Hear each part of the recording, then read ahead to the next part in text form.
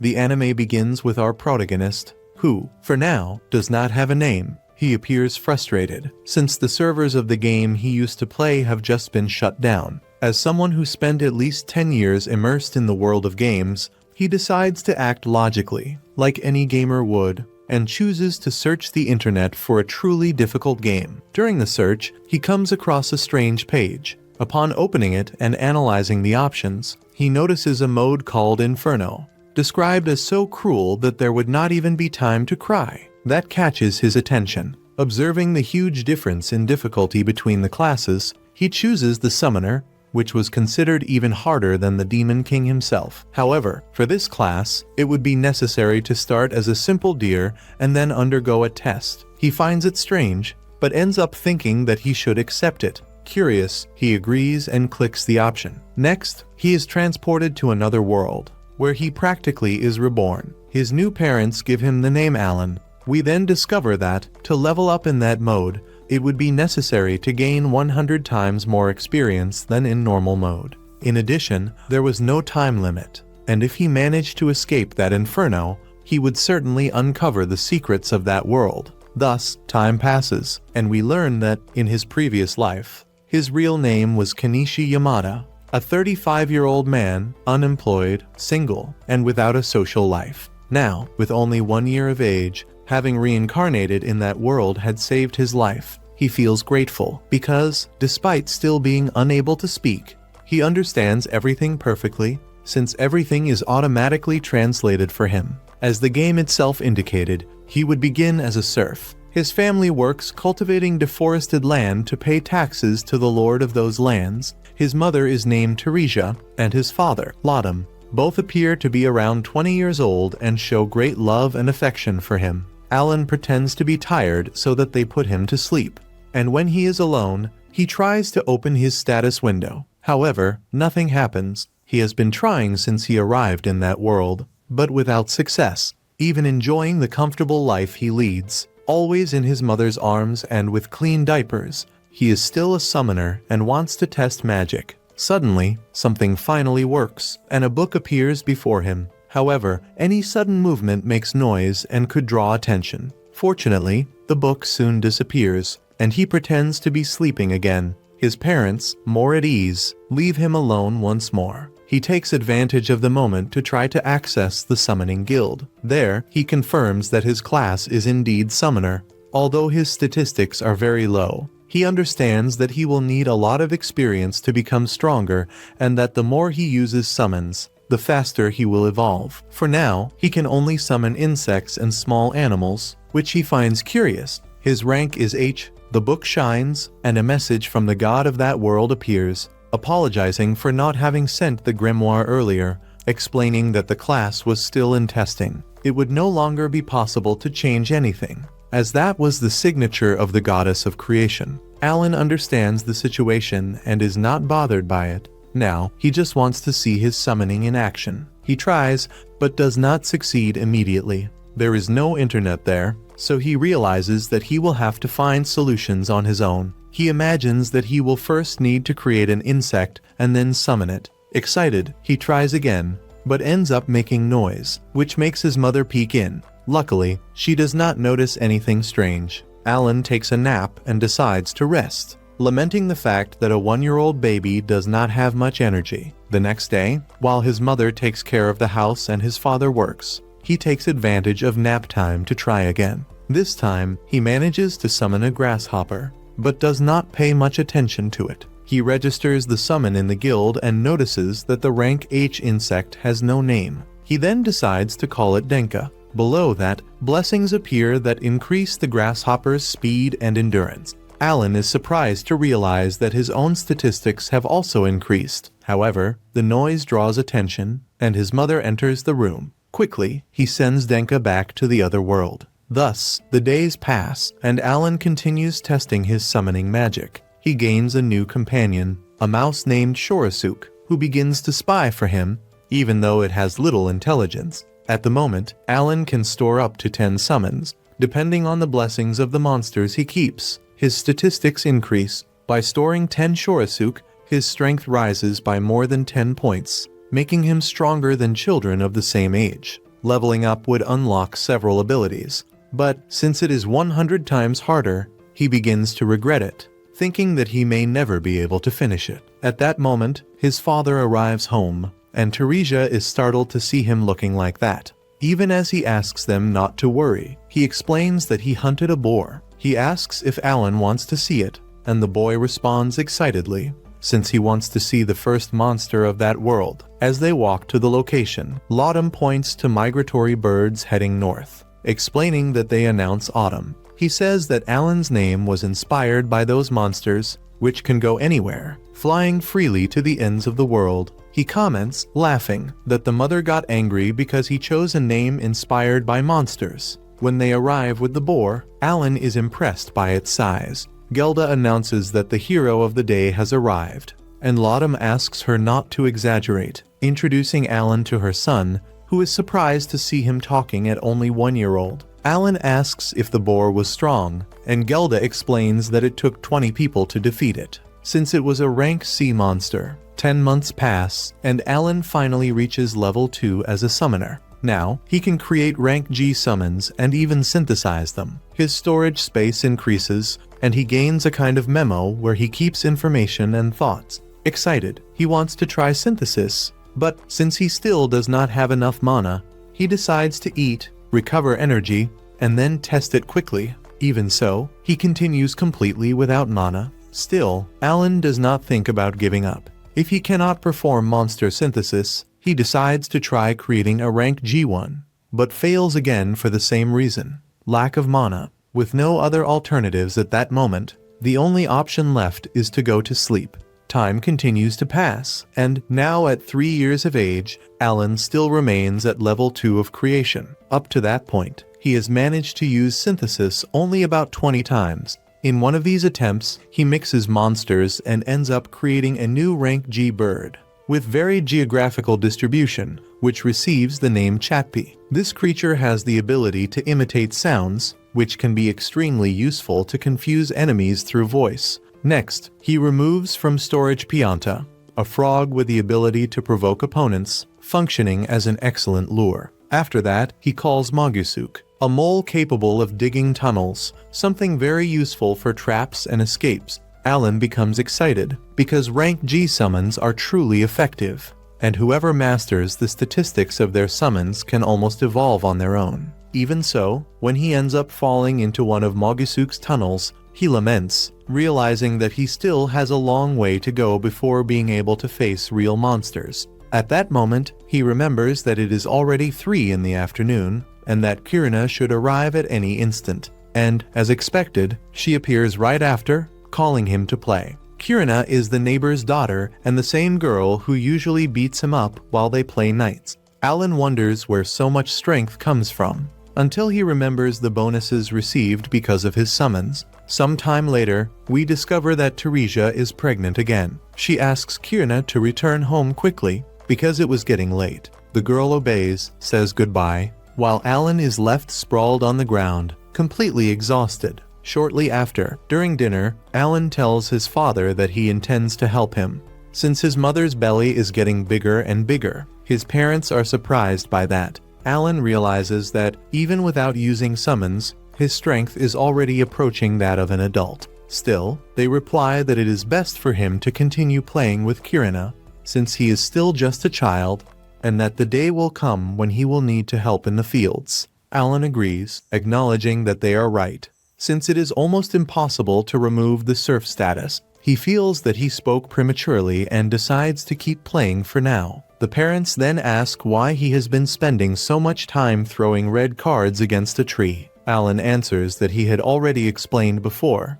If monsters appear near the house, he wants to be able to protect his mother. His father is moved upon hearing this, although, in truth, Alan was only testing whether he could unlock other abilities. At that point, Laudum comments that he is looking forward to the evaluation ritual, which happens when children turn 5 years old, the moment when the god of that world evaluates what gifts they possess and whether they are considered valuable. Depending on the gift, it might even be possible to escape life in the fields. Time passes once again, and when winter arrives, Alan thinks about returning to train his summons. However, Kirina appears and drags him to train with the sword, or rather, to get beaten again. His father arrives and mocks the situation. Then, his mother is startled upon seeing Denka and ends up falling to the ground. Alan acts quickly and hides the summon, but soon realizes that labor has begun. He helps by heating the water and warns his father, who becomes confused with everything happening at the same time. Fortunately, Matilda, Kirina's mother, arrives along with Gelda and her daughter.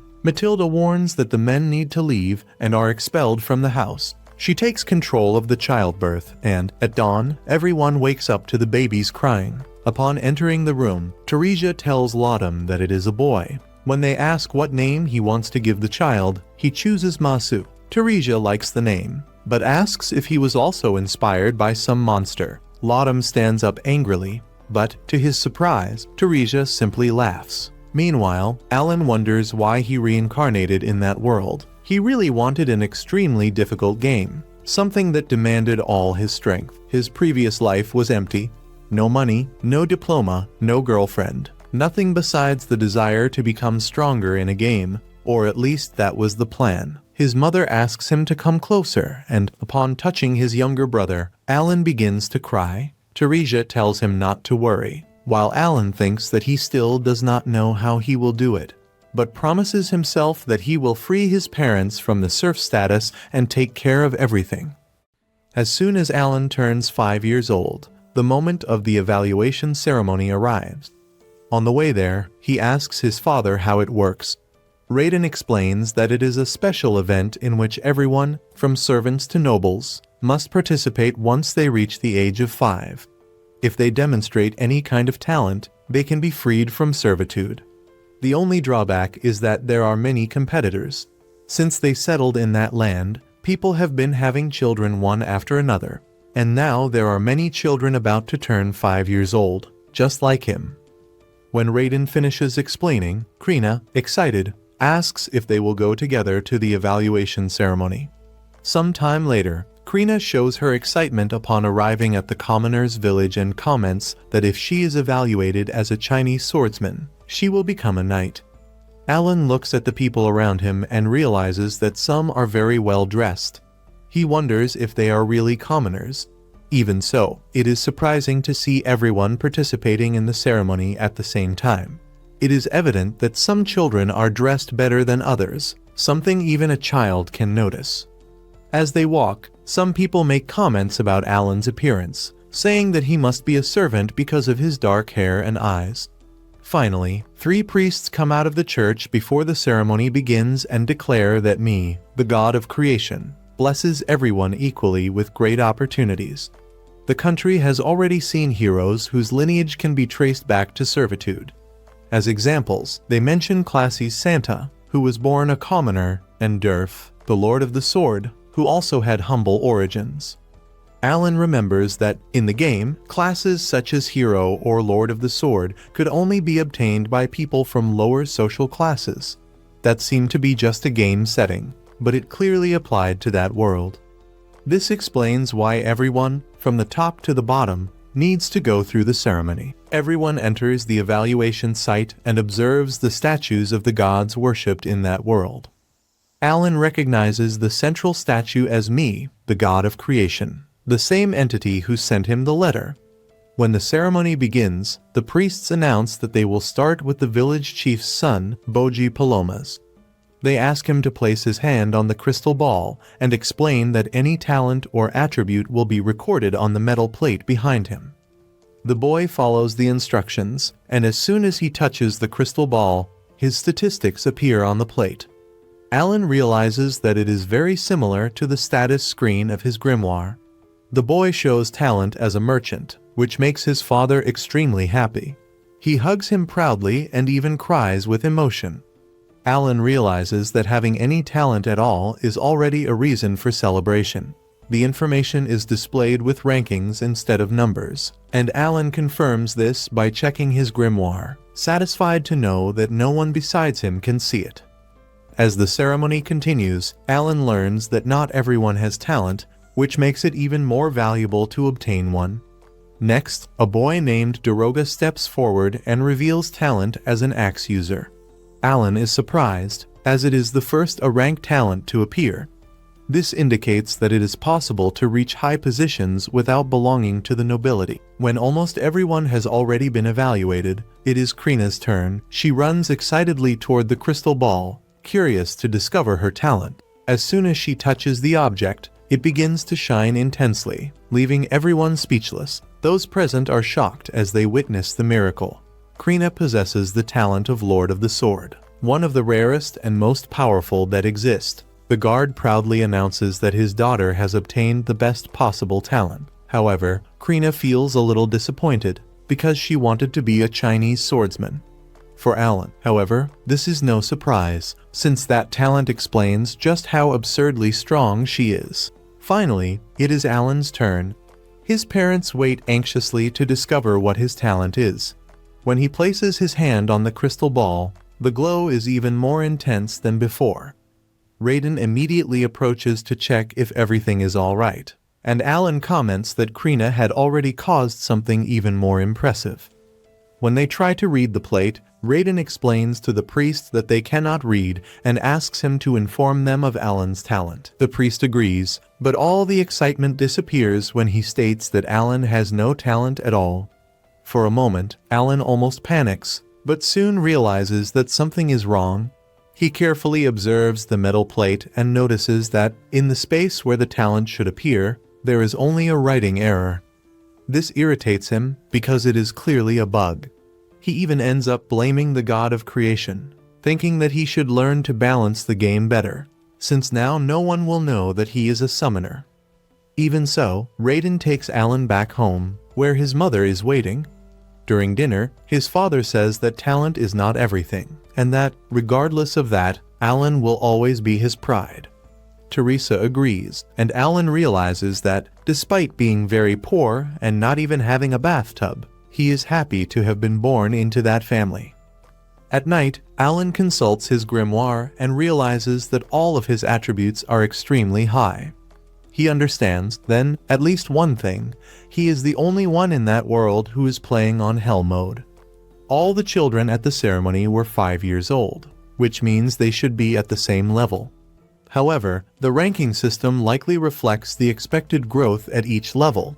That would explain why everyone has E-rank attributes, while progress in Hell mode amounts to only 1/100th of the normal rate. Considering these intervals, the displayed values represent only a fraction of the real ones, making ordinary people much weaker than they appear. He was pulling his hair out or yanking it, imagining this somewhere far above. But reality came crashing down to put an end to mediocre games in his place. Now, his time would be spent proving that hardcore mode is amazing. He is 30 years old, so it is normal to think that way. Even so, that strange detail in the evaluation ceremony was clearly an error, and the developers would need to fix it. Because of that, he would certainly complain and drown them in a sea of letters. After all, they could not underestimate a player who had no life. Time passes, and one day Alan notices that his father is behaving in a strange way. That, by itself, would not be so unusual, but this time it was different, more worrying. It was not just his usual odd behavior, but something abnormal even for him. His mother comments that he had been like that ever since he arrived home late the previous night. Shortly afterward, they go to Gerda's house to celebrate the fact that Krina is now a Lady of the Sword. Upon arriving there, Krina excitedly tells Alan that the talent of Lord of the Sword is even better than that of Chinese Sword, so now she will become even stronger. Alan pretends to be surprised, saying that he cannot believe it, even though he already knew. He comments that, even before that, she already defeated him effortlessly, because she was just that strong. Matilda mentions that the village chief stopped by and left a bottle of alcohol to celebrate, allowing them to open it. However, Rodden maintains a resentful attitude as he congratulates them, saying that they can enjoy the alcohol. Gerda responds in the same way, stating that in that house the guests drink first. Alan begins to wonder if his father feels jealous of Krina's talent, but soon dismisses that idea, since Rodden is not like that. There must be another reason. Rodden tries to serve the first cup, but Gerda says that she will not drink anything if he keeps that bitter expression. She asks him to stop ruining the mood. Suddenly, Rodden smashes the bottle on the floor and says that he is happy that Krina has an incredible talent, something that truly deserves to be celebrated. Then, Gerda asks why he said that he would cut ties with the family. This revelation leaves everyone in shock. Rodden explains that it is not because he wants to, but because Krina's talent is extraordinary. She will be able to join the cavalry to serve the country, and there is even the possibility that she may become a noble. People like that should not waste time socializing with servants. At that moment, Alan realizes that his father was trying to do a favor that no one asked for. Rodden insists that being a lady of the sword is something very important, but Gerda coldly replies that it makes no difference. Tired of the argument, Alan asks Krina to intervene, believing that this might calm them down. Krina immediately draws her wooden sword, ready to act. But before she can do anything, Matilda and Teresa take control of the situation. The contrast between the personalities of the two women becomes clear. Teresa merely pinches her husband's cheeks in a controlled manner, while Matilda simply beats him up, resembling a scene from The Incredibles, where the characters fight during dinner. After everyone finally calms down, Alan asks Matilda if they were always like that. She replies that parenthood made them a little calmer, because before that they would trade punches without thinking twice. Teresa smiles as she reminisces about the old days and says that, in fact, the four of them are childhood friends and grew up together in the same village. Matilda explains that, about 10 years ago, a rumor began to spread that a new village would be founded, and they decided to participate in the project together. They talked as a group about working side by side to build their own houses, which explains why both have the same design. Rodden comments that, with more people, it was easier to build two houses at the same time, considering the labor and the materials. Gerda adds that she was the one who raised the support beams, while Rodden was responsible for the walls and the floors. Then, she continues pouring the drink and says that she also took care of the roof. In short, Rodden mentions that he has not drunk sake since the day of the wedding, and Gerda says that the same goes for her.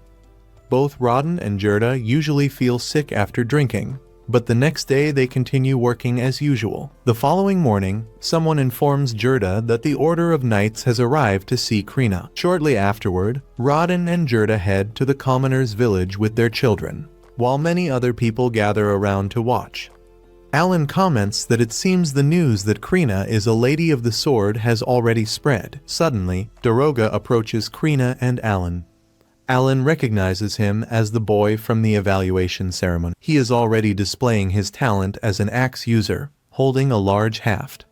Daroga asks what Alan is doing there and says that talentless losers have no place in that location. Before Alan can respond, Kino steps forward to defend him, stating that he is there because he is strong. Daroga does not believe it and reminds him of Alan's rankings, mocking him. Ken tries to attack him, but his father quickly holds him back to restrain him. The village chief then announces that the Order of Knights has arrived and asks everyone to make way.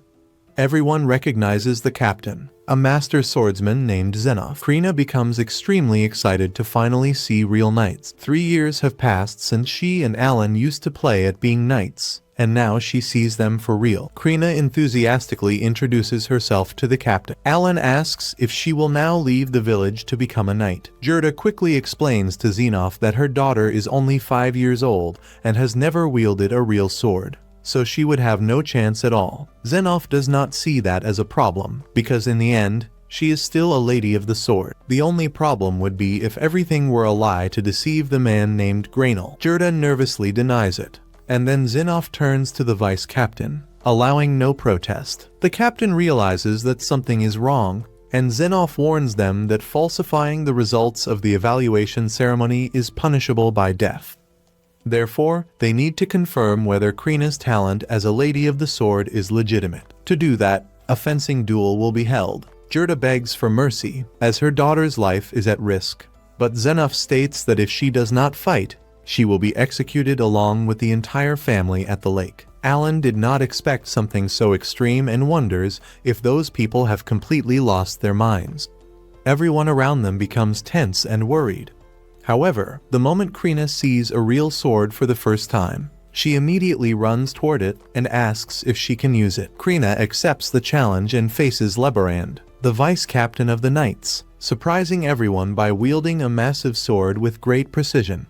Even though she is only a child, she withstands the attacks of an experienced adult, causing despair in her parents and indignation in Alan as he watches the excessive force being used against her. After being thrown against the wall, Krina gets back up and releases an intense pressure, revealing a special ability that makes her superior to Leberand. With a final strike, she splits the vice captain's sword in half, proving that she could have killed him. The duel comes to an end, and Leberand acknowledges his defeat, praising Krina's strength. The crowd applauds, and there is no longer any doubt that she is a true lady of the sword. Zinnov accepts the result, apologizes for his previous attitude, and congratulates Gerda on raising such a daughter. Later on, everyone gathers for a dinner, where Zinnov introduces himself as the captain of the knights and explains that he was sent to confirm the existence of a Lord of the Sword in the region. Impressed, he reveals that the village will be renamed in honor of Krina and asks Gerda to continue training her daughter, so that, in the future, she can study at the academy and serve the royal family. During the dinner, Rodden also receives recognition for his work as a hunter, and the episode ends on a light note, with family moments and a relaxed atmosphere. Sometime later, Alan celebrates the fact that, thanks to recent events, he has finally managed to improve his summoning skill. He immediately opens the grimoire and, upon checking the statistics, realizes that he now possesses the enhanced version of the skill, which means that his summons can become more powerful. In addition, F-rank creatures have been unlocked, something he already expected, although he still needs to work with them to obtain new ones, just as he did with Chappie. Alan becomes excited to discover what the next unlocked type will be and truly hopes that it will be something intimidating, such as a dragon. To make things even better, his card stock increased from 20 to 30, which means that he will be able to receive 1.5 times more additional enhancements. A full 2 years have passed since the last time his summoning skill leveled up, so he knows that he will still have to experience many things from now on. At night, Alan offers to wash the dishes, since Teresa is expecting another baby. In this marriage, they do not waste time, and he knows that his wife needs to rest. In truth, Alan also just wants to finish his chores quickly so he can test his new ability. Mash asks his mother if they will have another little sibling, but his father explains that it could be either a brother or a sister. Teresa comments that the kicks are very gentle, which gives her the feeling that, this time, it will be a girl. Rodden says that he already needs to start thinking about names, but Teresa reminds him that he promised she would have the right to choose the girls' names. While Teresa tries to think of a name, Alan notices that his magic points are being replenished again. He checks his glyph and sees a message from Me, the goddess of creation. By accident, he ends up reading the name out loud, which surprises his parents. Rodden immediately scolds him, warning that he should not take the Lord's name in vain. Derisha comments that Alan has been acting strangely all day. Alan quickly tries to cover it up,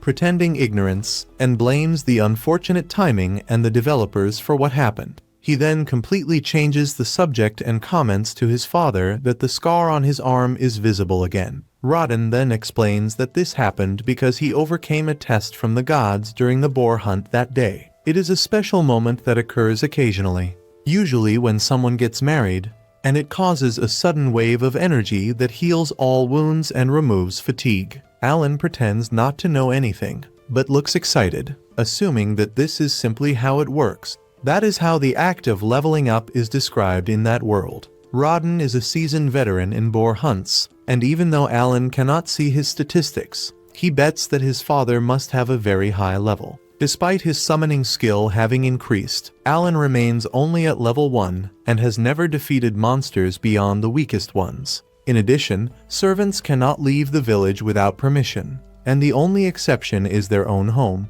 Because of this, Alan decides to ask to participate in a hunt, but his father immediately refuses, saying that the forest is no joke and that danger can cost lives. Alan does not argue any further. That night, he decides to check the grimoire again to reread Me's message. Although he already knows what it is about, After all, he had sent some rather toxic complaints, as expected. The defective text of the evaluation ceremony was finally corrected. The message also explains why his statistics appeared as E rank. This happened due to the slower level increase in Hell mode. As compensation, an attached file with the raw data was sent. Alan decides to analyze the attachment immediately and discovers that his true classification is focused on magic points and intelligence, which makes total sense for a summoner. He has the same number of A, B, and C rankings as Krina, so there is nothing to complain about. In the end, it seems like a fair reward for all the effort. Without wasting any more time, Alan decides to test the enhancements. He starts by improving Denka, and the skill immediately increases the creature's own statistics. Exactly as he suspected, the enhancements do not affect Alan's personal attributes, only those of the summoned creatures. To confirm this, Alan summons Denk. His appearance remains the same, although he is now clearly stronger. This shows that being a summoner is a great advantage. It is not just about summoning large and terrifying monsters, but about strategically enhancing the ones you already have. Alan is quite enthusiastic, but suddenly Teresa enters the room and panics when she sees Denka. Before Alan can stop her, his mother steps on the creature without hesitation. He begins to experiment with all possible fusion combinations, but realizes that he still has not unlocked a new type. The only remaining possibility is to fuse an F-class insect with an AB-ranked creature, also of F-class. When experimenting with fusions, he manages to create a new type of creature, a grass card, class F. Despite the initial disappointment, Alan realizes that it grants an increase in magic points. When he summons it, an apple with arms and legs appears, called a Po, whose aroma ability causes a plant to sprout that releases a pleasant smell. Later, Alan discovers that this aroma reduces the recovery time of his magic points, increasing his daily efficiency. Training with Krina, Alan loses as always, but she notices that he has become stronger. When consulting the grimoire, he confirms that his swordsmanship mastery has increased. Even so, he feels frustrated for not being able to evolve certain skills, insisting on repetitive training while trying to balance responsibilities with his family. At night, Rodden takes a long time to return and is soon brought back seriously injured after a boar hunt. He survives thanks to a rare herb and the gold coins received as compensation from the captain of the knights. Gerda explains that the accident occurred because unprepared commoners panicked, forcing Rodden to save them. Despite the severity, Rodden recovers and shows greatness by forgiving the one responsible. Feeling useless, Alan decides to stop pretending weakness and act to protect his family, fully investing in physical strength. Inspired by his parents, he tries to secure food for the winter using his summoner abilities, but ends up attracting a dangerous Albajaran, a rank B monster. Even with his evolved ability, Alan is defeated along with his summons and realizes the great disadvantage of losing the bonuses when summoning them. Fearing that this might be his end. Closing episode 3.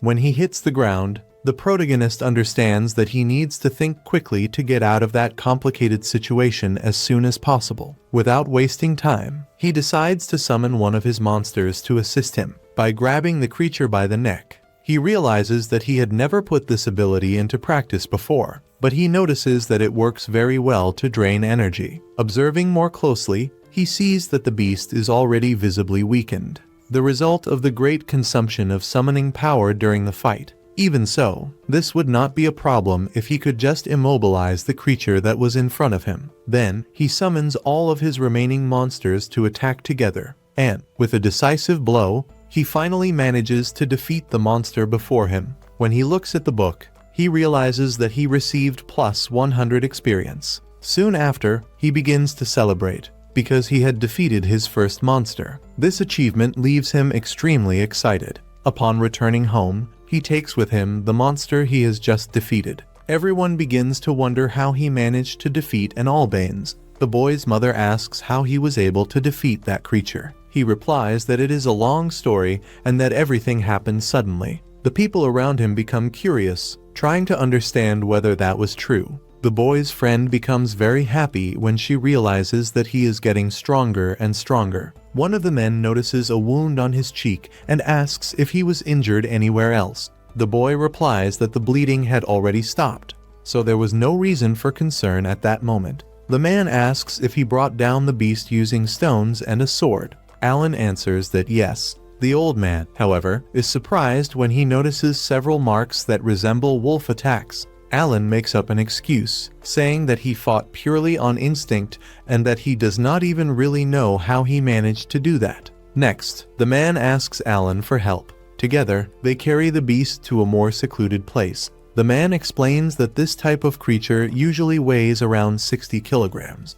Then, he explains that after removing feathers, blood, and organs, approximately 20 kilograms of meat suitable for consumption remain. In addition, the feathers also have good resale value. Alan becomes very happy when he realizes that his uncle is willing to teach him everything he knows. However, he explains that, even so, most of the profit must be handed over to the upper class. The 60% tax applies even to wild monsters. Then, he decides to show the boy something, opens the creature's body, and removes a stone, explaining that it is rank D. The man says that magic stones from monsters above rank D are also subject to taxation. He adds that, for the village, these stones have no use. Even so, he asks Alan not to continue hunting in the forest while his father is injured. Still, he gives him a tip.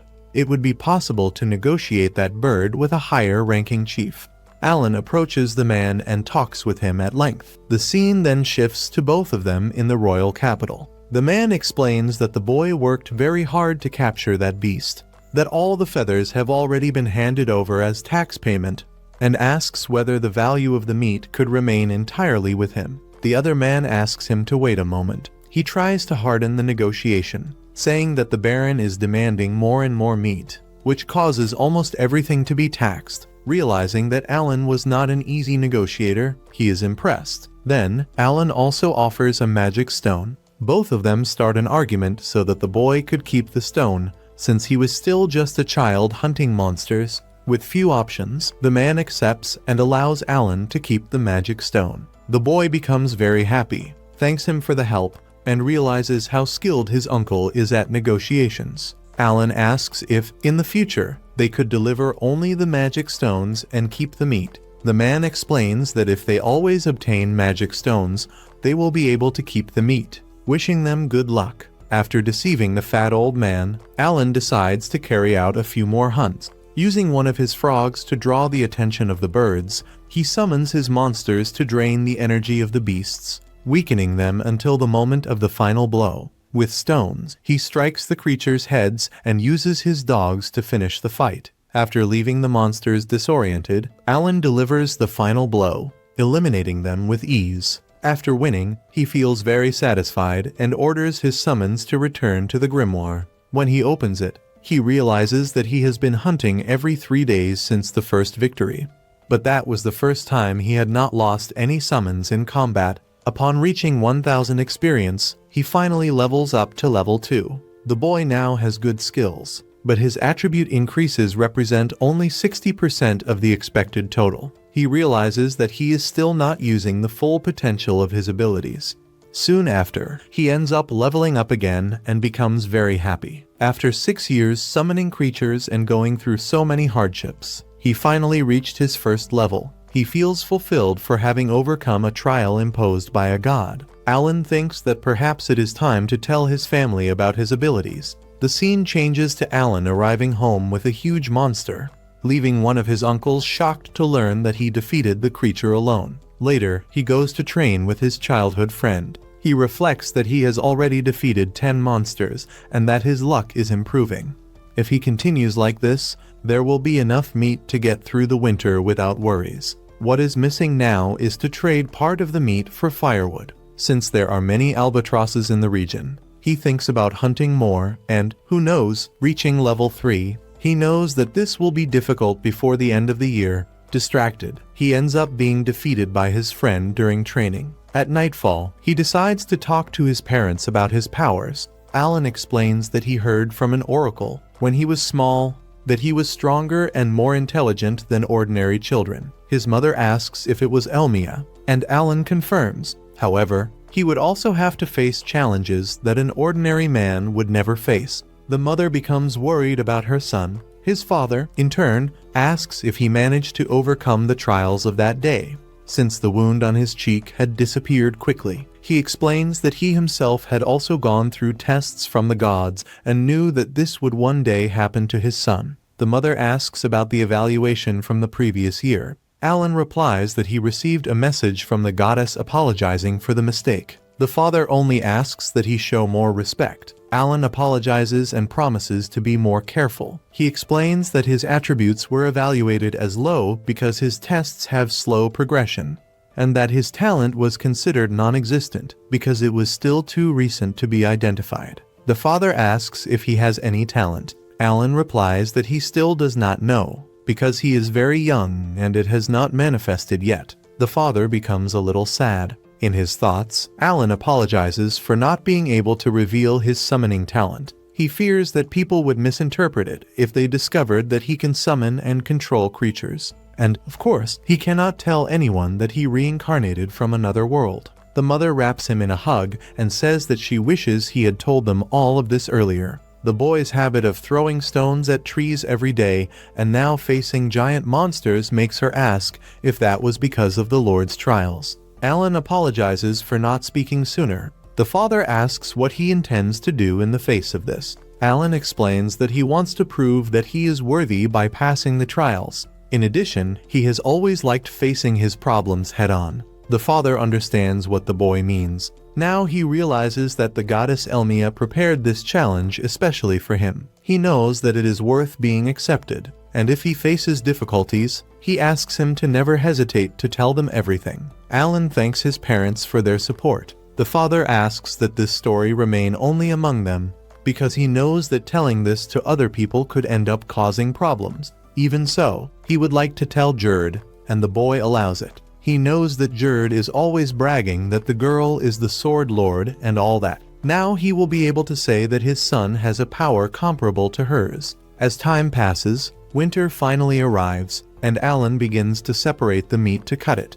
Suddenly, his uncle appears at the place, saying that he always knew that Alan was never an ordinary child. However, being blessed and tested by a god is another story altogether. He comments that this explains many things. The two head to the capital to sell part of the meat. The man asks if it is Alan's first time negotiating food, and he replies that it is, asking his uncle for help. The man decides to assist him. He explains that things work better when it is only among them, without commoners to get in the way. Alan asks what the real difference is between them and the commoners. The man replies that this is linked to their current social position. In addition, the 60% tax does not apply to nobles, because they pay in another way. He also explains that if a person has a child, nobles pay 1 to 3 coins, while commoners pay around 50 coins. Upon arriving at the shops, Alan learns to trade his meat for salt, sugar, vegetables, and other products. When he returns home, he is satisfied to realize that a bundle of dried meat was exchanged for enough firewood for 4 days. Now that he better understands how trading works, he can research more the next time he goes to the market. When he returns to the place, he asks the man how much it would cost if he paid with coins, and he replies that it would be 5 silver coins. In his mind, Alan knows that he cannot be a salt seller without having a salty attitude. When he enters a medicine shop, Alan asks if the man has any medicine that restores MP. The merchant replies that he does not deal with such expensive medicines. He explains that he only sells healing potions. Alan then asks if he has the Mueller's flour. The man replies that he does not, and that even if he did, he would not sell it. Alan asks if it was the same flour that Gerda bought. The man confirms, saying that she always enters the shop wanting the most expensive medicines. In addition, he comments that she is very clever. By always asking for the cheapest items, she ended up offering 3 gold coins and even asked to pay later. He says that she is more persistent than a child in a candy shop. The boy decides to give something to the man. He asks if he wants to trade it for anything. Alan replies that no, he is giving it as a thank you, because by selling that herb, he ended up saving his father's life. When he leaves the place, Alan meets a boy who asks what he is doing looking at his father's shop products. Alan replies that it is nothing and turns his back, but ends up being attacked. He draws his sword, and the boy runs away. but soon returns with a sword. Alan easily dodges and realizes that he is nothing special, being much weaker than his friend. A few days later, the father arrives home later and explains that the chief wants to talk to them. The man says that the chief wants to increase the number of boars delivered to the baron to something between 10 and 15. For that, they want common people to help as well this year.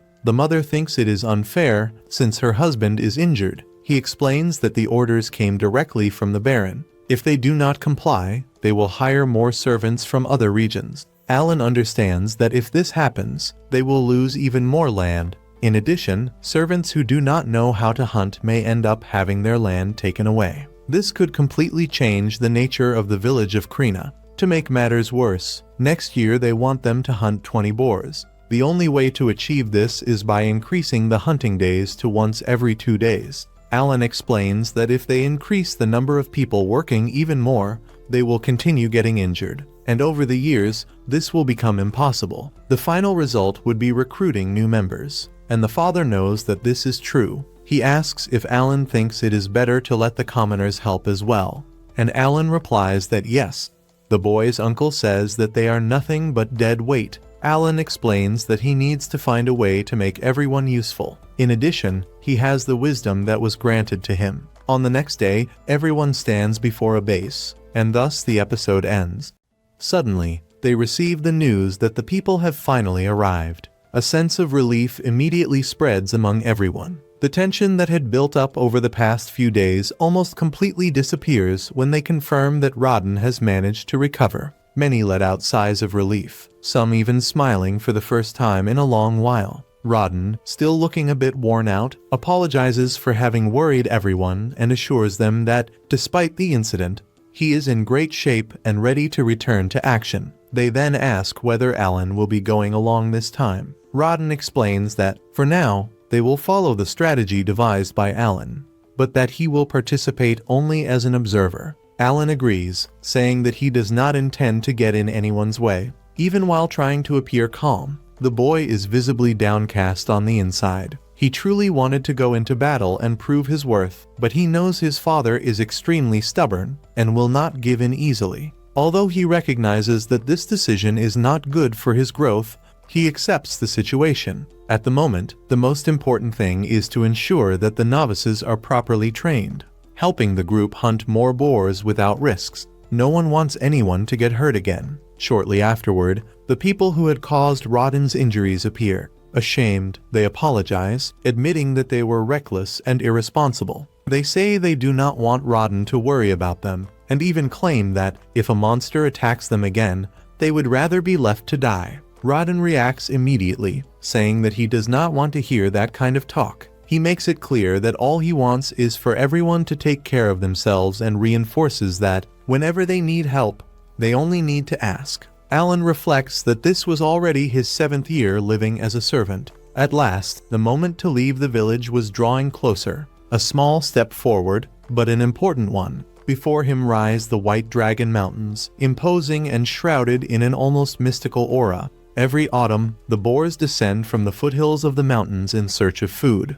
becoming the main targets of the hunts. Legends say that a mythical white dragon lives hidden somewhere at the summit. Just thinking about it already excites the group, as if the very atmosphere were charged with fantasy. Suddenly, Alan is called to keep up with the group and not fall behind. The scene cuts to the battlefield, where everyone is already in position and ready to fight. A giant boar emerges from within the forest and attacks violently. In perfect synchrony, the group uses the giant sword to halt the beast's advance. Shortly after, Rodden's team appears from the rear. With a coordinated attack, they manage to severely wound the monster. Throughout the entire fight, Alan only observes attentively. It is explained that the method works as follows.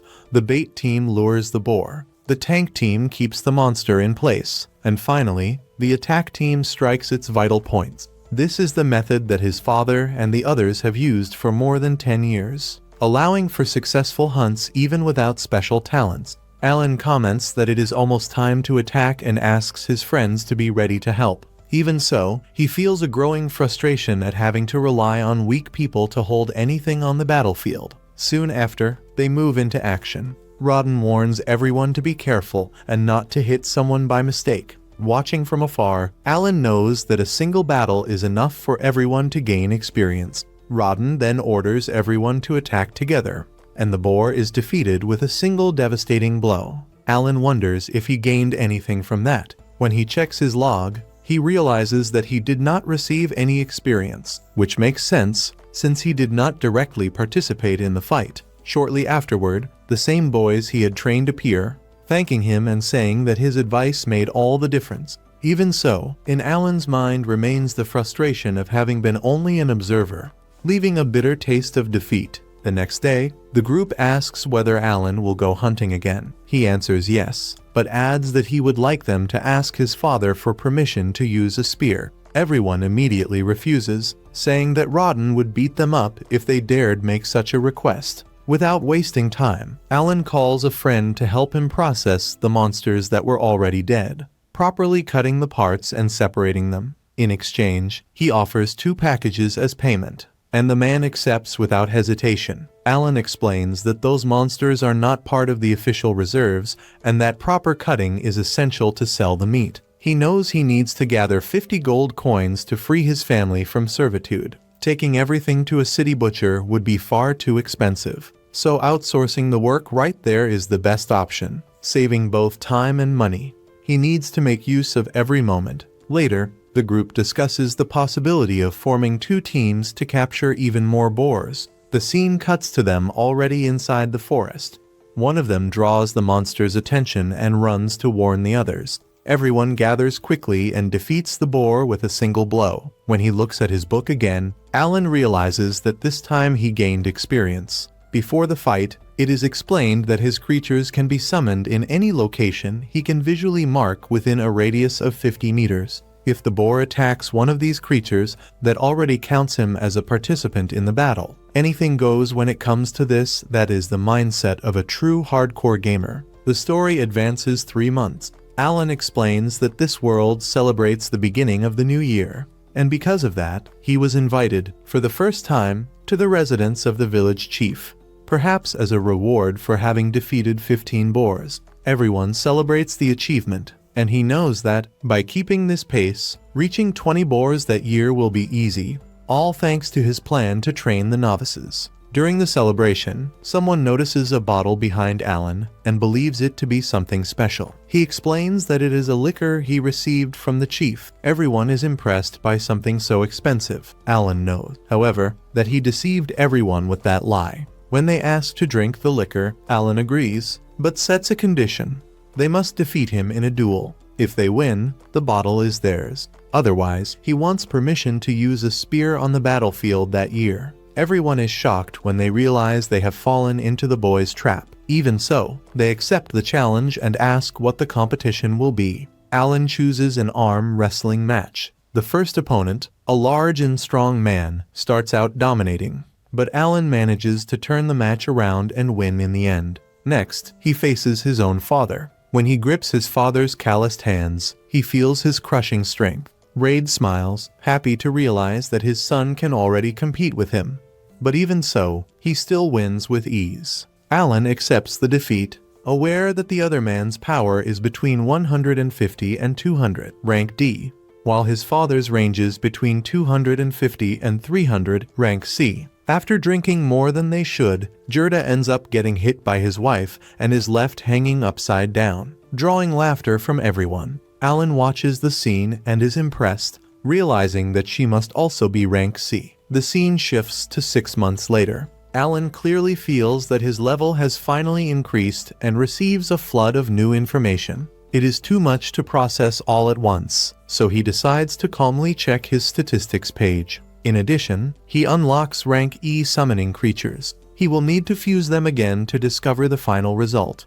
But now he has enough MP to experiment without restrictions. His card inventory has also increased, now able to hold 10 units. The bonuses granted by summoned creatures grow according to their level, so he imagines that he could receive a considerable boost if he manages to fill the inventory with 40 rank E cards. Thinking about that, he believes that he might now be able to defeat his own father in an arm wrestling match. Soon after, he realizes that he has acquired a new ability related to storage. Upon closer inspection, he notices that there is no level indicator next to the skill, which makes him wonder if it could be a fixed ability. While investigating, he notices the existence of an empty space, as if it were a hole. When he puts his hand in, he feels that it is extremely deep. Curious, he throws a stone and realizes that it does not hit the bottom. By concentrating more, he is able to mentally visualize the objects he stored in that space. After throwing several stones inside,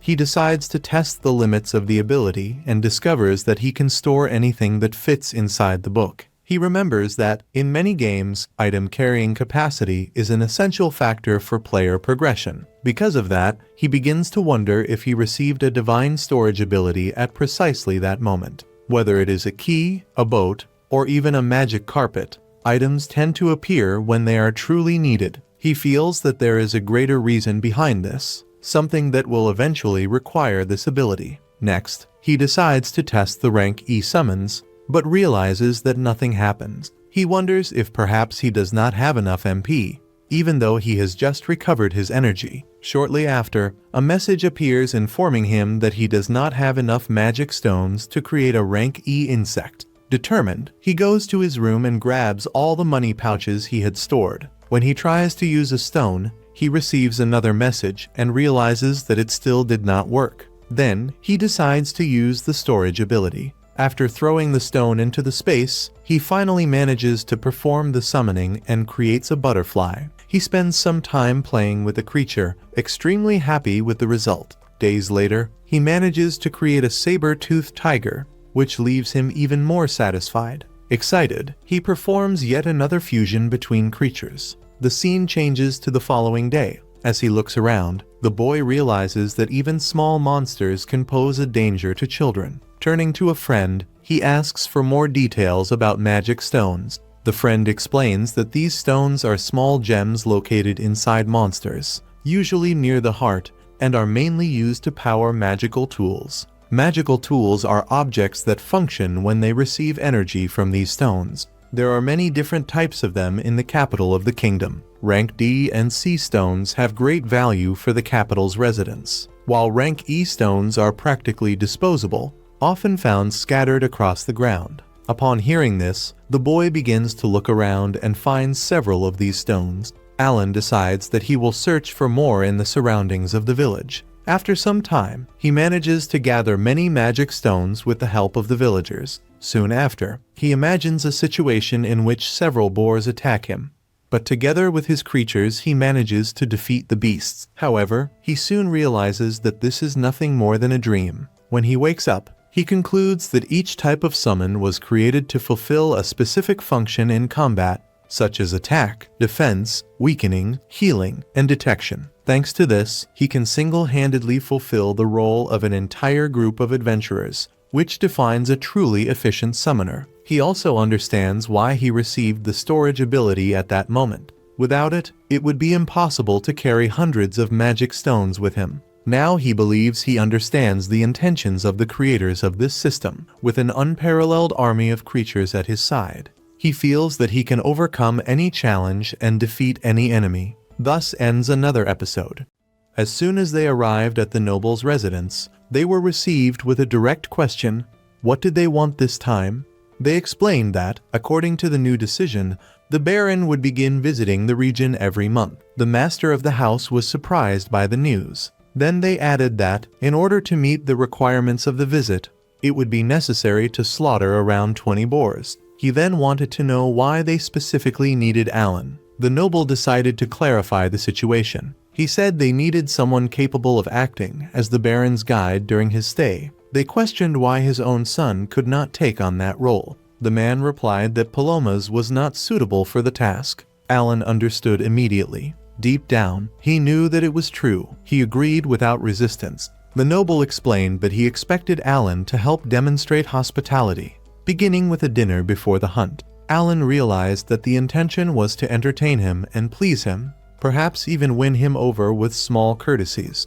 Even so, he made it clear that he would not be easy to manipulate. The noble had heard comments that Alan's ideas had contributed to the success of the hunts the previous year. He was confident that the boy would be able to handle that responsibility. In Alan's thoughts, however, he cared little about the Baron. The reality was that, as a serf, he did not have many options to leave the village. If he continued merely hunting boars and albatrosses, it would take at least 10 years to reach the status of commoner. The boy's father explained that, if he refused, there would be no problem. Alan remembered something important. The Baron had the authority to grant the title of commoner. That could be his chance to rise in the social hierarchy. After reflecting, he decided to accept the role of guide. On the day of the Baron's arrival, the city was restless. Nobles made a point of flattering him. His daughter, Sissel, was also present. The Baron thanked Deboki for the work carried out over more than 15 years to establish Krina village.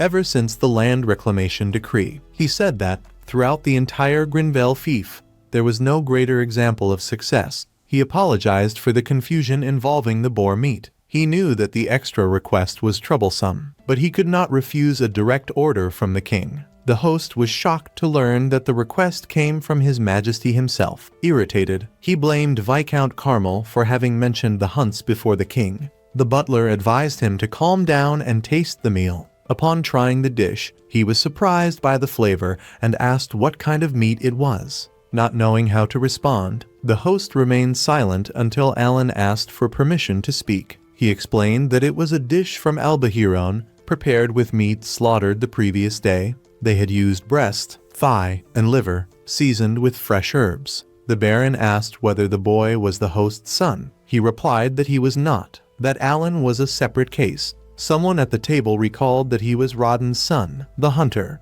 Alan thanked them for recognizing his face and informed them that he would be the guide on that occasion. The Baron was impressed by his manners and asked whether his father had been a knight. The host explained that he came from a family of serfs. Sissel showed irritation and questioned why they had allowed a serf to be present in the house. Her father immediately reprimanded her, asking her not to treat anyone that way. Even so, she continued to stare at Alan with displeasure. The Baron called the boy and asked whether he was prepared to present the details of the following day's hunt. Alan promptly agreed. The man explained that, if they did not reach the mark of 20 boars, his knights would take the front line. Alan realized that he did not fully trust the serfs. Cecil, on the other hand, became excited at the idea of seeing knights slaughtering boars. Alan apologized, but stated that 20 boars were a small number for them. Everyone was surprised to hear that coming from a child. He assured them that they would meet the target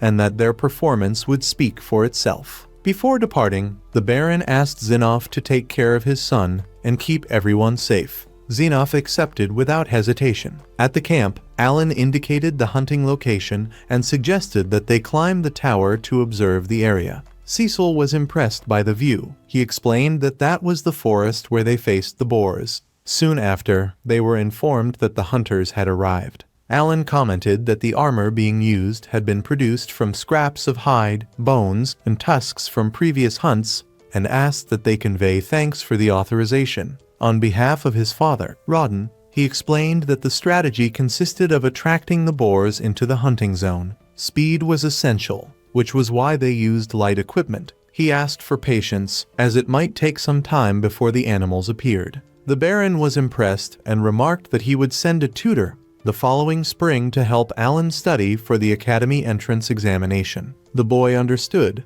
but he knew that, in the reality of Krina, studying was something distant. Suddenly, a man appeared running, chased by a boar. He and his group raised their shields to protect themselves. Then they used spears to wound the creature, and Rodden appeared to deliver the final blow. Everyone was impressed by the group's coordination. Even without great individual strength, they worked together and considered themselves worthy of being called warriors. Soon after, 2 boars appeared. Some suggested calling the guards, but Alan asked them to wait. He explained that the hunters were trained for that type of situation. In his thoughts, he believed that every creature lured in should be killed.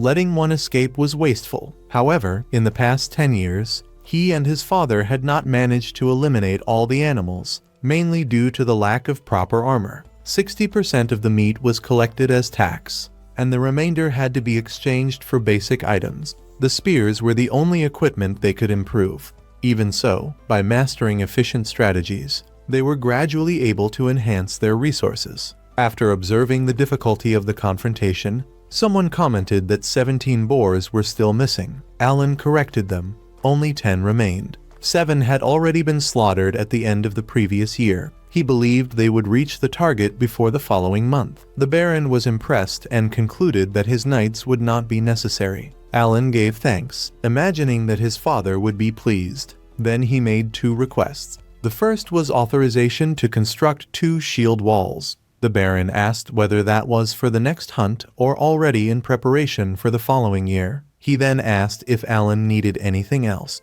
As his second request, the boy asked for permission to acquire goods that were not available in the village, especially alcoholic beverages. He explained that he wished to trade them and allow their distribution among the servants. The man questioned the reason. Alan clarified that, with the increase in the number of boars being slaughtered, there was a real concern that the abundance of meat might reduce the value of the village's products. Exchanging part of the meat for imported drinks would help prevent a possible collapse in the local market. Furthermore, he emphasized that the hunters risked their own lives to be effective. The man understood. The drink would help keep morale high. He stated that he would consider the request favorably. Alan expressed his gratitude. Before concluding, the Baron remarked that they had been fortunate and advised them not to let it go to their heads. The scene shifts to everyone gathered before the man. He praises the group's hunting skills and states that great achievements deserve rewards.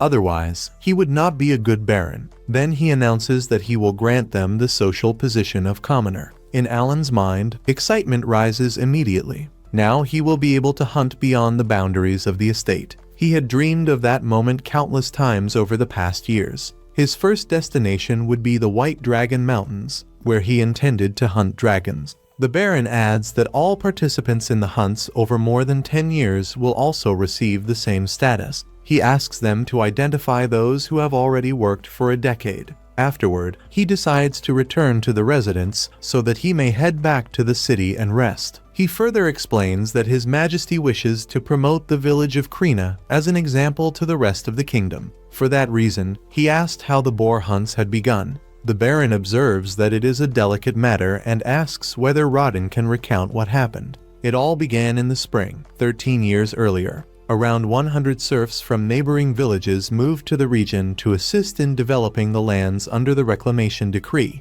After 6 months of hard labor, they had cleared a large portion of the forest. Autumn was approaching when disaster struck. A massive boar suddenly appeared and attacked, devouring most of the wheat and potatoes reserved for winter. Many of those serfs had gone to the frontier after suffering hunger in their former villages.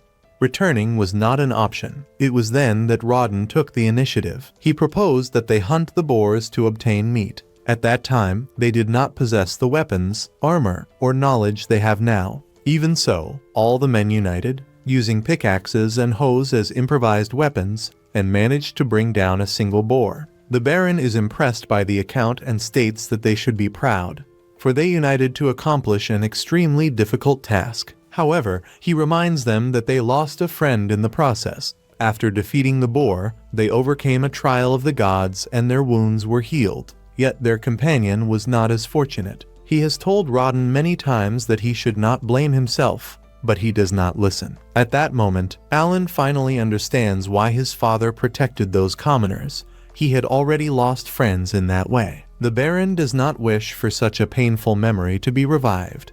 But he wants Rodden to understand something. Despite the losses, the village would never have prospered without his prudent decisions. He wishes to honor everyone's bravery with new rewards. Rodden then asks whether his son could work in the Baron's household. The man consults the butler about the existence of a vacancy. He replies that there is one. The request is then accepted. Alan, however, does not wish to work there, because he needs to take care of his summons and feels that he must find a way out of that situation. Even so, seeing his father so happy, he keeps his thoughts to himself. Upon arriving home, he bids farewell to everyone. He decides to have one last sparring match with his friend, and this time, he wins. He tells her that they will continue seeing each other often. His father asks him to work with dedication, for that is the first great opportunity of his life, and says that he places many expectations upon him. After the farewell, the story brings another episode to a close. After moving to the state of Grainel, Alan gradually begins to adapt to his new routine, especially to Cecil's constant requests. One day, she asks for help picking fruit from a very tall tree. The two of them make a great effort to reach the fruit, but when they finally succeed, Alan takes a bite and immediately spits it out, because the taste is extremely unpleasant. He comments that fruits that grow on very tall trees are usually quite sour, and asks if she already knew that before making him taste something that did not even seem edible. Cecil assures him that she had no idea. Without prolonging the discussion, she says that now she wants something sweet to remove the bad taste from her mouth and decides that she needs to go to the market to make up for the situation. Before Alan can respond, the sky suddenly darkens. When he looks up, he sees a huge aircraft crossing the skies. Cecil does not understand his astonishment and explains that it is just a magical ship, something relatively common there. Even so, for Alan, it is the first time he has seen something so impressive. He had already seen tools powered by magic stones, such as clocks and lamps, mentioned by Paloma, but nothing compared to that flying vessel. The following morning, Alan wakes up excited, commenting to himself that that place seems like a completely different world from the uncomfortable internet cafes where he used to sleep. The first thing he does is breathe in the aroma of a po, which helps him recover his magic points more quickly, reducing the recovery time from 6 to 5 hours. After that, he goes to breakfast and meets the head butler, Rickwell. Rickwell asks if he is getting along well with Cecil. Alan responds without much enthusiasm, remembering the difficulties she usually imposes.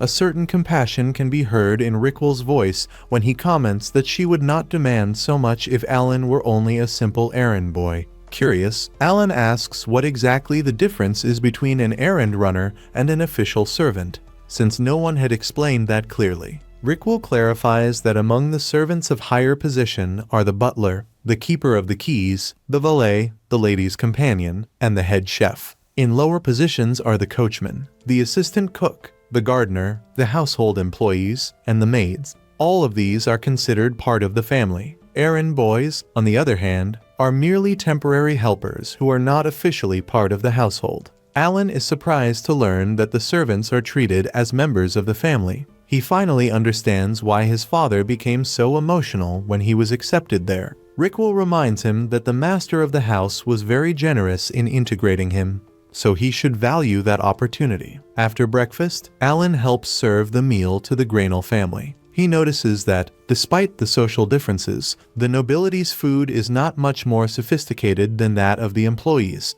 In silence, he observes while everyone eats. Grainel's wife comments that he learned the duties of a servant quickly. Alan politely thanks her, saying that he owes it to the patient teachings of his superiors. Verosa praises his posture and tells her husband that she likes the boy's manners. Grainel agrees, stating that even without talent, his manners are impressive. Alan is surprised to realize that Grainel already knew about his lack of talent, understanding that the man investigated his past. When Cecil discovers that he does not possess any special talent, she takes the opportunity to proudly say that she is a 2-star sorceress. Alan is genuinely impressed, since that is a high classification. She continues bragging, mentioning that her brother Mihai is a skilled swordsman. The grandmother soon scolds her, saying that it is not proper to boast about one's own gifts. Meanwhile, Thomas, the other brother, begins to cry, asking why he is the only one who does not possess any talent at all. The father tries to encourage him,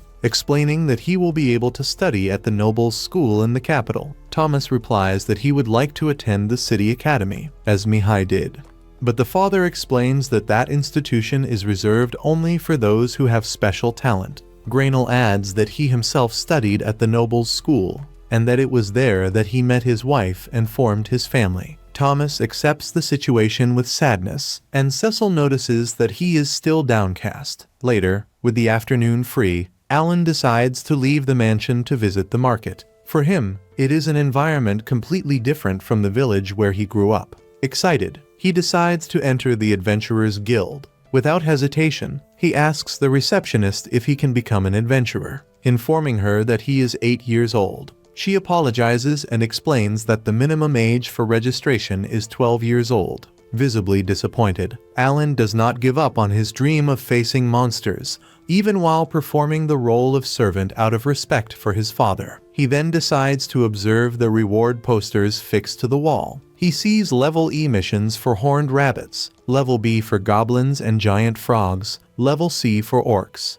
and even special ants that reward 3 silver coins. At that moment, an adventurer named Raven approaches and says that that is no place for a child. Alan replies that he is already leaving, but takes the opportunity to ask why the posters do not indicate the exact locations where the monsters appear. Raven explains that these monsters can be found in several regions. He begins to grow impatient, asking since when he became Alan's teacher. Alan clarifies that he is only curious and wants to understand how the classifications work. Even reluctantly, Raven explains that the higher the monster's level, the farther from the city it usually appears. The most dangerous ones lie near the White Dragon Mountains. Alan stores that information in his memory. As he continues observing the board, he sees a level B reward for a myrtle, worth 200 gold coins. It is a monster known as Mash, something that immediately catches his attention. After hearing the monster's name, Alan decides to ask one more question. He wants to know why no one accepts the mission, since the reward is so high and the poster even indicates the location. Raven explains that the target is extremely strong and incredibly fast, which makes it very dangerous. For that reason, the most appropriate course of action is to leave that kind of threat to the Order of Knights. Alan smiles faintly, realizing that Raven has already revealed a great deal of information. Even so, he takes the opportunity to ask about the white dragon mentioned on the board. Since the reward appears to have been there for a long time, Raven shows a certain weariness at so many questions, but Alan promises that he will leave as soon as he answers. He then explains that no one accepts that mission because the White Dragon is far too powerful. However, in the White Dragon Mountains there are enormous deposits of mithril, an extremely rare and highly valuable metal. Many people wish to extract it, but as long as the dragon remains there, that is impossible. For that reason, the reward continues to increase over the decades. Upon hearing this, Alan quickly concludes that mithril must be worth more than 1,000 gold coins. Before he can continue the conversation, Raven's group Rita and Milsey approaches. They also notice Alan's dark hair and eyes, something uncommon. He simply explains that he was learning about monsters and thanks Raven before leaving the guild. He has already obtained almost all the information he wanted and now feels that he is ready to take the next step. As he leaves the city, the cold air hits him. But he does not intend to waste the day off that he earned with so much effort. A guard tries to stop him and asks for his travel authorization. Alan then shows the crest of the Grand Bell family, which grants him free entry and exit from the city. The gates open, and he runs toward the forest, determined to face as many monsters as he can. He has waited 8 years for that moment, but he knows he should not stray too far from the city. Since stronger monsters inhabit distant regions, he decides to hunt about 10 kilometers from the wall. Upon finding a suitable location, he begins by testing his summoned creatures. He orders Hagens to walk 1 meter to the right, and he obeys without difficulty. Since he has 150 intelligence, enough to understand simple commands. As he has not yet encountered any monsters, Alan concludes that the encounter rate is low. For that reason, he summons several Hawkins, believing it would be more efficient to let them search for targets. He orders them to use their keen vision ability to locate nearby monsters. Meanwhile, he summons Tama. Unlike Hawkins, Tama has only 28 intelligence, which makes understanding more complex orders difficult. Even so, Alan decides to test the dagger he received from Dagora, taking it out of his grimoire. Soon, Hawkins reports that he has found a monster nearby. Alan runs in the indicated direction, but begins to realize that he should have given more specific instructions, such as limiting the search area. Shortly after, he spots a group of goblins. He hides behind a tree, but is quickly detected. Without wasting time, he summons Tama 5 times and then 5 more times, completely surrounding the goblins. Since he can summon creatures at any point within a 50-meter radius that is within his field of vision, the strategy works well. He orders Tama to attack with his claws, and this time the tiger understands immediately. Despite the strong start, the goblins react. So Alan decides to change tactics and summons Papillon, who possesses the ability to induce sleep. The technique works, leaving several goblins asleep. He tries to attack them with stones, but realizes that the damage is not sufficient. So he lets Tama finish off the enemies. After defeating 5 goblins, Alan receives 1,000 experience points, which he considers excellent. He understands that efficiency is essential. Even if a goblin offers less experience than a giant boar, it can be defeated much more quickly, making the overall gain superior. After collecting the magic stones left behind by the monsters, he asks Hawkins to search for more groups of goblins within a 3-kilometer radius. Upon finding others, Alan repeats the strategy several times, accumulating experience until nightfall. By the end of the day, he has defeated 5 horned rabbits and 80 goblins, totaling 16,050 experience points and gaining 2 levels. During the battles, he also realizes that Papillon has about an 80% chance of inducing sleep in goblins, which demonstrates that even a single summoned creature can be extremely useful against large groups, depending on the right ability. He also learns more about magic stones. Rank D stones cannot be used to create rank E creatures, and the reverse does not work either. This means that there may be situations in which lower level creatures are necessary. Determined to continue hunting, his routine begins to attract attention. The Baron summons him, praises his performance, and questions what he does on his days off, since he leaves at dawn and returns late. Pressured, Alan admits that he hunts magical creatures outside the city, justifying himself by saying he is Rodden's son and has it in his blood. The argument convinces the Baron. The tension rises when the Baron mentions the horned rabbit Alan has supposedly been raising, revealing that he has been under observation. The Master believes the boy is trying to domesticate beasts to sell meat illegally and advises him to stop. Alan clarifies that he only discards the carcasses. A profitable agreement then emerges.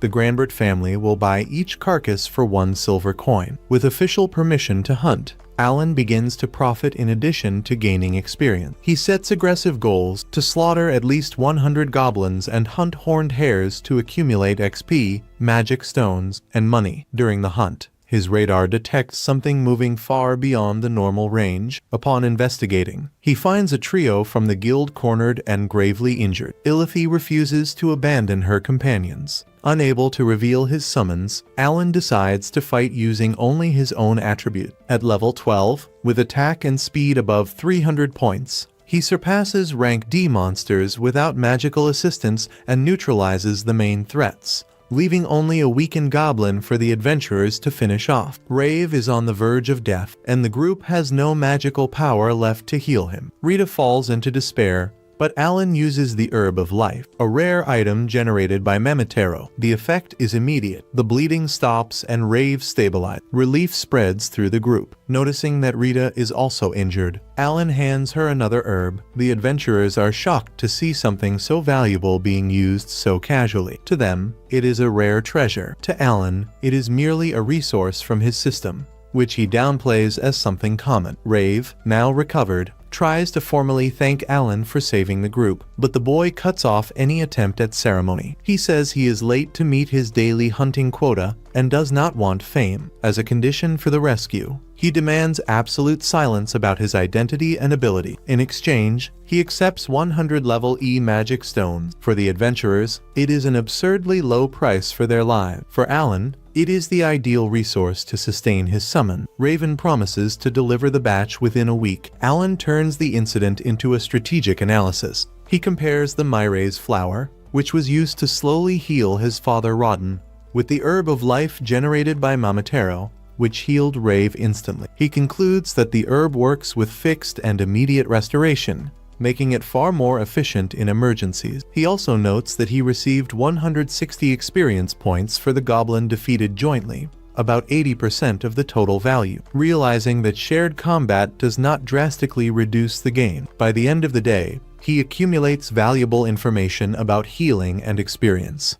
The scene cuts to the dining hall, where everyone is gathered around the table. The noble guest shows great fascination as he tastes the meat being served. With each bite, His expression reveals surprise and satisfaction. He comments, impressed, that this was the meat Alan and his family used to hunt. He states that he expected nothing less from Rodden's son and mentions having heard that they had reached the goal of eliminating 20 boars. Upon hearing this, Alan feels extremely happy and proud. The boy, curious, asks why they were not eating boar that year, since it was traditionally one of the main highlights of the meals. Alan then recalls that the decision was the result of an order from the king, who had requested that all slaughtered boars be sent to the royal capital. Upon hearing the explanation, the boy shows irritation, questioning the fact that the servants in the capital were consuming more meat than the nobles themselves. However, his father quickly corrects him, asking him to show respect and reminding him that social position does not determine anyone's worth, trying to shift the focus of the conversation. The boy asks Alan to hunt a white rabbit for him. Before any answer is given, the girl intervenes and tells him to speak with her before going around ordering Alan to do something. She makes it clear that he should not treat him as a subordinate. The atmosphere at the table becomes slightly tense, as everyone realizes that behind a simple dinner, issues of respect, authority, and coexistence are beginning to emerge. They discover that Alan may end up getting into trouble if the manager of Rinnan finds out about certain movements that have been happening behind the scenes. There are discreet comments, worried glances, and advice given in low tones. He listens to all the warnings with apparent attention, but in the end, he simply decides to ignore them. Instead of stepping back or acting cautiously, he casually announces that he is going to hunt a white deer, a rank C monster, at the same level as the python they had faced previously. For him, it is not recklessness, but a test of skill, a way to measure his own growth. The scene cuts to the forest. Alan advances calmly, with firm steps and controlled breathing. He observes the movement of the leaves, listens to the distant sound of branches breaking, and feels the change in the density of the air. When he finally finds the target, he does not attack immediately. He analyzes the terrain, measures the distance, and only then summons Pionto and the other spirits. The strategy is clear from the beginning: provoke, retreat, and strike at the right moment, wearing down the enemy before the final blow. He coordinates the summoned beasts with impressive precision. He advances, calls them back, repositions them within seconds. He can only do this because he completely masters the special abilities of each creature. Without that absolute control, any mistake would mean losing the encirclement. The white deer is gradually pressured. Surrounded on all sides, it tries to react but finds no real opening. Then it ends up falling into the pit that had been created, and thus the battle comes to an end. The capture is clean and efficient, with no waste of energy. The scene shifts to the castle. An uproar begins when a massive demonic beast appears carrying the slain deer. Guards panic. Some even shout that a demon is invading the gates. Weapons are raised. Orders are shouted. The tension only decreases when they explain that everything happened under the orders of young Master Thomas. The white deer had been captured specifically for the New Year's banquet. The family is impressed by the feat. Comments of surprise and approval spread throughout the hall. Alan, on the other hand, keeps a neutral expression. He received 2,500 experience points for the hunt, but considers it little for the effort and preparation involved. Internally, he decides that he does not intend to repeat something like that frequently if the return continues at that level. Sebas then raises another important issue. How did someone so young manage to purchase and control a rank C magical beast? They say Alan has no special talent, but the facts begin to contradict that narrative with each new result. The answer comes in the form of official recognition. Alan receives a new position, Hunting Guard. The role is simple and direct: to hunt magical beasts to supply meat to the castle and protect residents attacked by monsters in the surrounding areas. In return, he will have a fixed salary of 100 silver coins per month. For him, it is perfect. Now he can hunt monsters as part of his official duties without needing to act in secret. There is, however, one condition. He will continue serving Lady Cecil as a priority and will only be allowed to act as a hunting guard once a week. Alan tries to hide his frustration. On the inside, he would like to go out hunting every day, accumulating experience without interruptions. On the outside, he accepts with a smile, like the exemplary servant everyone expects to see. Later, the scene shows Cecil returning to the castle. Now 14 years old, she appears more mature, with a more confident posture and a firmer gaze. She complains that he promised to return during the summer vacation and did not show up. He apologizes immediately and explains that he was clearing dungeons as a mandatory task from the academy. If he failed to meet the required quotas, he could be expelled. The scene cuts to everyone already at home.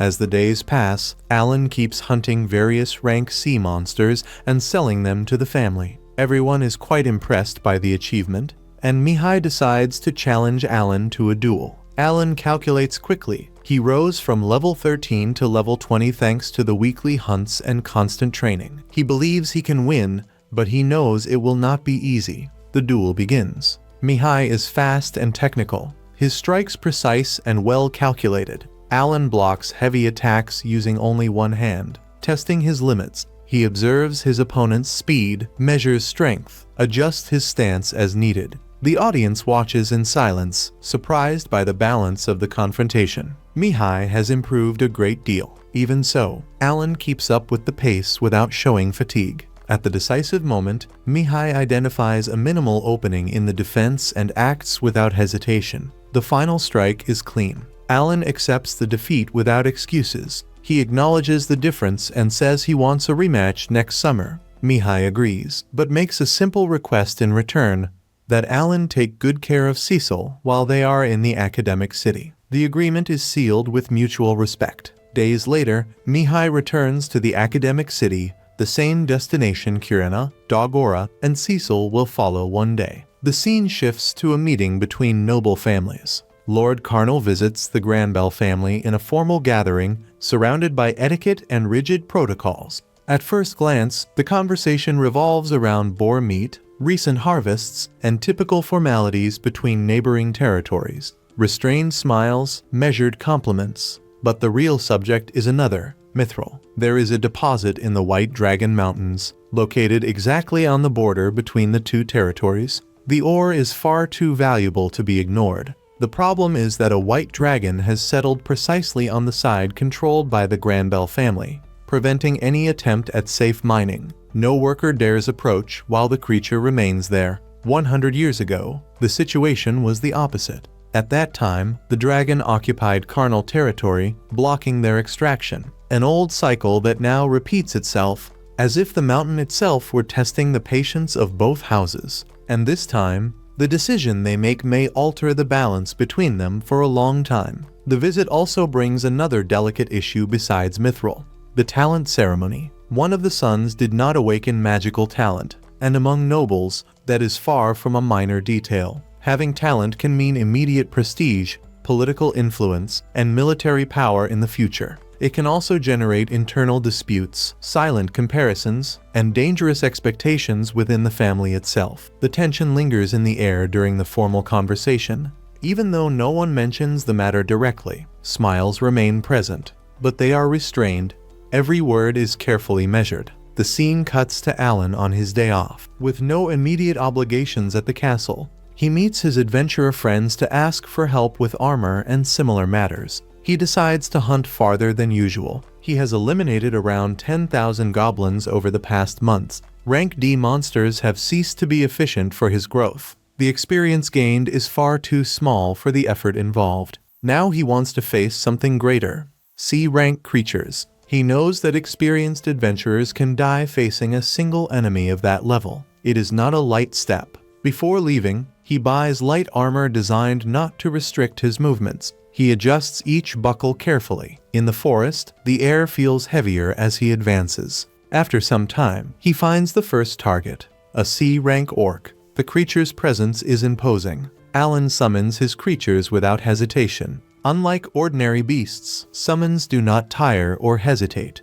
The battle is direct, intense, without unnecessary flourishes. He maintains control of the field, adjusts positions, creates openings. The confrontation is harsh, but it ends in victory. He obtains the magical stone without needing to resort to tricks or complex traps. The conclusion is clear. He can now defeat enemies of that level alone. But the sense of accomplishment does not last long. An even more threatening adversary emerges from the shadows of the forest. Heavy armor covers almost his entire body. Absurd strength can be felt with every step he takes. Alan remembers what Raven once said. He had nearly died facing a similar group. The memory serves as a warning. He attempts a direct attack. It does not work. The enemy's defense is far too solid. The impact echoes through Alan's arm, but it does not pierce the protection. He changes his strategy in the middle of the fight. He stops focusing only on the physical body and begins aiming at the magical stone as the decisive point. If he cannot overcome the armor externally, he must strike the core. The battle becomes risky. Every approach is a real danger. By a narrow margin, a very narrow margin, he finds the necessary opening and wins. As he catches his breath, he realizes something important.